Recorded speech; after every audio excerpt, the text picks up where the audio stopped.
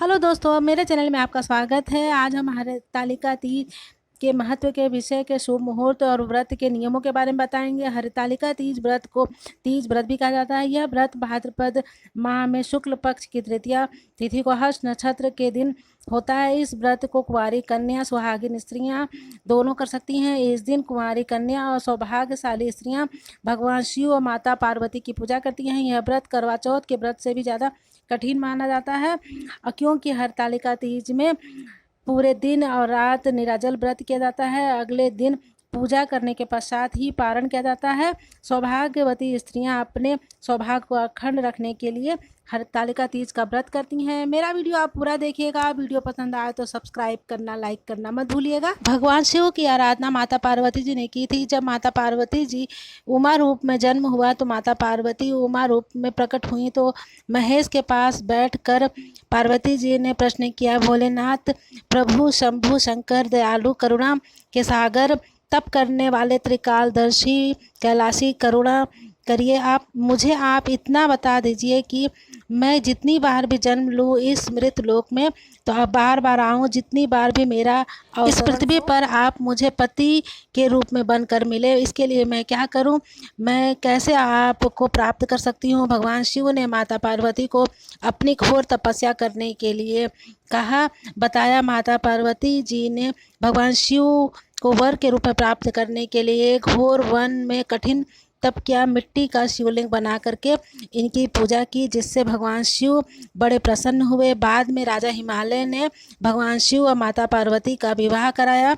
माता ने जब यह व्रत उस समय भाद्रपद की 30 तिथि थी, वह हस्त नक्षत्र था। उस दिन से हर साल भाद्रपद की तृतीया तिथि पड़ती है, हस्त नक्षत्र का योग बनता है, तब हरतालिका तीज मनाई जाती है। साल 2023 में हरतालिका तीज 18 सितंबर को मनाई जाएगी। तृतीया तिथि की शुरुआत 17 सितंबर दिन रविवार 11:08 पर होगा। तृतीया तिथि का समापन 18 सितंबर दिन सोमवार दोपहर 12:39 पर हो जाएगा। हरतालिका तीज के 3 शुभ मुहूर्त बन रहे हैं, जिसमें 6:07 से 8:34 तक रहेगा। दूसरा शुभ मुहूर्त सुबह 9:11 से 10:43 तक रहेगा। तीसरा शुभ मुहूर्त दोपहर में 3:19 से 7:51 तक रहेगा। इन 3 शुभ मुहूर्त में आप कभी भी अब विधिवत पूजा कर सकते हैं। हमारे शास्त्रों में कहा है कि शाम का समय जो होता है, यानी कि प्रदोष काल का जो समय होता है, उस समय हरतालिका तीज का पूजन का महत्व है। प्रदोष काल के समय आपका स्मरण चिंतन शंकर भगवान में उस समय, उस घड़ी, उस पल, उस क्षण में आप शिव के हो जाएं, शिव आपके हो जाएं। प्रदोष काल के अंतर्गत सिर्फ पूजन की जाती है। पूजन की तैयारी आप पहले से ही कर लीजिए। शंकर पार्वती जी की मिट्टी से बनी हुई मूर्ति की पूजा की जाती है। आप घर में अपने हाथों से मिट्टी की मूर्ति बना लीजिए। हरतालिका तीज के समय मिट्टी की मूर्ति पूजन के लिए मार्केट में मिल जाती है।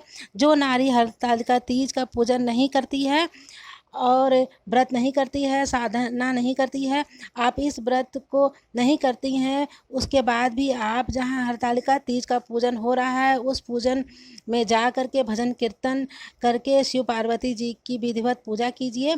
भगवान शिव को 5 फल चढ़ाइए, बेलपत्र चढ़ाइए, भांग धतूरा इत्यादि से आप पूजा कीजिए। हरतालिका तीज की पूजा में स्त्रियां प्रातःकाल स्नान आदि करके पूरा श्रृंगार करती हैं। केले के पत्तों से मंडप बना करके माता पार्वती भगवान शंकर की मिट्टी की प्रतिमा स्थापित करती हैं।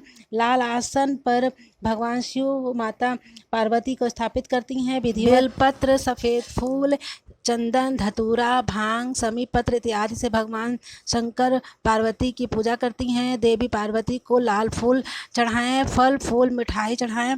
इसके बाद माता पार्वती जी को सुहाग का सारा सामान चढ़ाएं। हरतालिका तीज की कहानी सुनाएं, भजन कीर्तन करें, फिर पूजन करें, आरती करें। रात्रि में जागरण करते हुए भोले भंडारी का भजन करें। पूजा करने के उपरांत आप माता पार्वती पर चढ़ाया हुआ सिंदूर अपने मांग में अवश्य लगाएं, अखंड सौभाग्य की प्राप्ति होगी।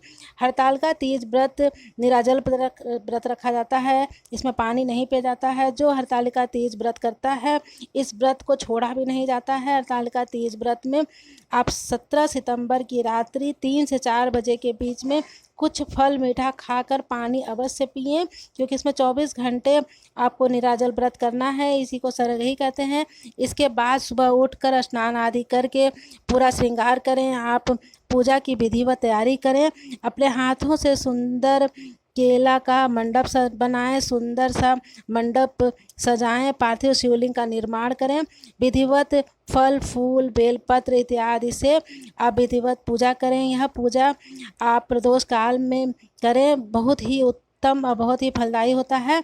अखंड सौभाग्य की प्राप्ति होती है। इस तरह से 18 सितंबर को रात्रि में आप भजन कीर्तन करते हुए रात्रि को बिताएं, भोलेनाथ को प्रसन्न करें। भोर में 4 से 5 बजे के बीच में स्नान करके फिर से भगवान शंकर की माता पार्वती की विधिवत पूजा करें, आरती करें। इस तरह से आपका व्रत पूर्ण हुआ। मिठाई खा करके, पानी पी करके और चाय इत्यादि पी करके आप अपने व्रत को तोड़ सकते हैं। और उसके बाद से आप मनपसंद भोजन करें। अब भोजन करने से पहले ब्राह्मणों को अवश्य दान दें, और बाकी श्रृंगार का सामान आप ब्राह्मणों को दान दें। इस तरह से आपका तीज का व्रत पूर्ण हुआ। और इस तरह से आप निराजल व्रत करिए और अखंड सौभाग्य की प्राप्ति कीजिए। हरतालिका तीज का बहुत ही महत्व होता है। आप इस व्रत को ज़रूर करिए। मेरा वीडियो कैसा लगा कमेंट ज़रूर करिएगा। नमस्कार, मिलेंगे अगले वीडियो में।